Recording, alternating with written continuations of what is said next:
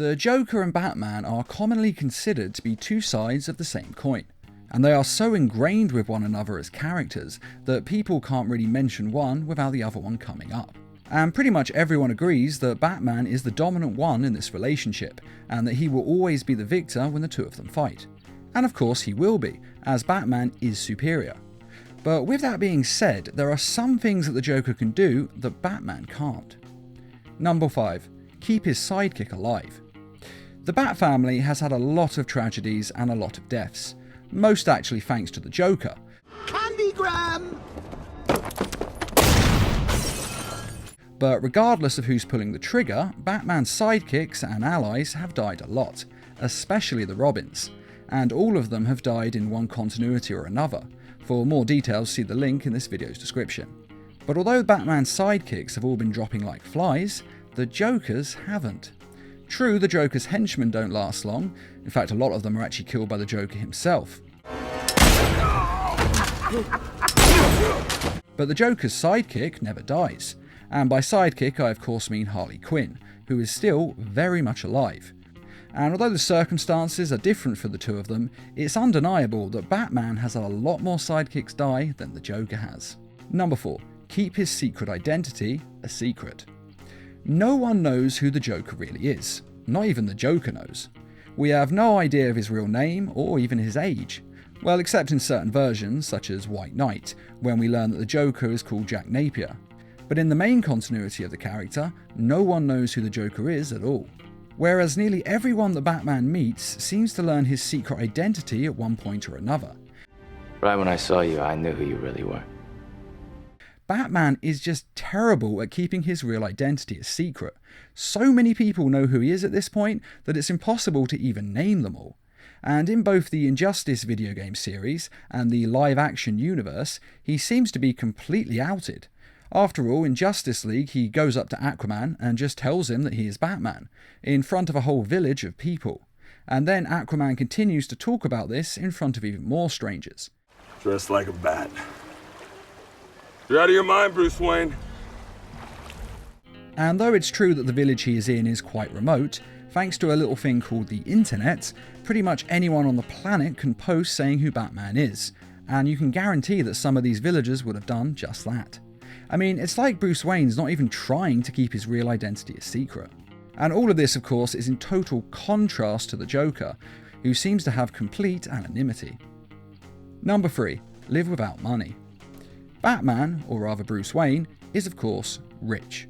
He inherited billions from his parents, and has enough money to buy pretty much anything in the world, even his own country.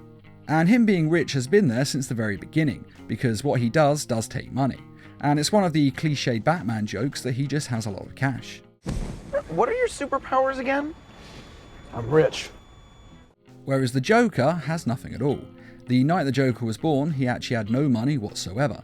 In fact, he'd literally just lost everything he had, including his wife and his unborn child. But that didn't stop the Joker. Unlike Bruce Wayne, he didn't have a trust fund, so instead, he went the criminal route. He even stole millions from Black Mask in the Arkham Origins video game. And in Batman the Dark Knight, he again steals millions from criminals. Whereas Bruce Wayne has never really worked a day in his life to earn money.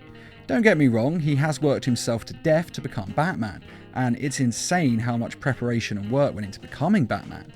But he never once had any risk of ending up truly poor, of going to sleep hungry and wishing that he could have a better life, because he's always had billions in the bank. And even over the years where he has lost money, he always gets it back. Even in The Dark Knight Rises, when he loses all of his money, he still gets to keep a mansion that's worth millions. They're letting me keep the house. The rich don't even go broke the same as the rest of us, huh? Now, I'm not saying that the Joker being a criminal is right. After all, he shouldn't be stealing all this money. But the Joker didn't inherit a penny. Batman did. He's never actually worked for what he has. He's always had it. Whereas the Joker has had to fight tooth and claw to get ahead. Though ironically, the Joker doesn't even really care about money. It's not about money. It's about sending a message. Number 2. He's better at scaring criminals. Batman is scary. He's big, he loves to fight, and he knows 100 different ways to break every bone in your body. and he has a persona of being the Dark Knight. He keeps criminals in line through fear. But he also has rules, such as that he won't kill. And because of these rules, certain people aren't actually scared of Batman. Or at least they are less scared of Batman than they are of the Joker. We may be scared of you, but we're terrified of him. Everyone is scared of the Joker, and for good reason. No one knows what he's going to do, he's completely unpredictable, and he's a complete psychopath with a great imagination for sadistic plans. Plans that he always manages to put into motion, because cruelty is kind of like his bread and butter. The Joker tortures, mutilates, and he goes after your family members, and he kills pretty much whoever he wants. Whereas Batman would never do this. Though he does beat up and torture criminals, he doesn't leave any lasting damage, for the most part. So you won't kill, but you're fine with traumatic brain injuries. And Batman would never go after a criminal's family. He would never torture or kill innocent people just to get what he wanted. And it's because of this that the Joker scares the criminal element of Gotham City far more than Batman ever could. And this is also what makes the Joker Batman's worst villain and his true nemesis. Number 1. Embrace his insanity. The Joker is insane. But Batman is also insane. After all, Batman dresses up in battle armour designed to look like a bat, and then he spends his nights punching the mentally ill in the face. In his mind, this kind of violence is okay. Basically, Batman feels that the ends justifies the means. And yet he feels superior because he won't kill.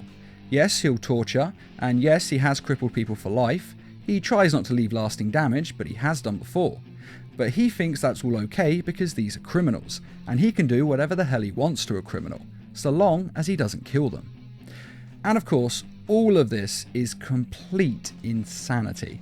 Sane people do not act like this. Now, I'm not running Batman down. I mean, I think I've made it fairly clear on this channel that I'm quite a big fan of his. But the fact does remain that he is insane.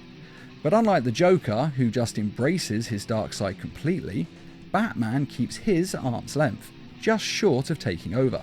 And basically, he's walking on a knife's edge. He could easily slip into that darkness.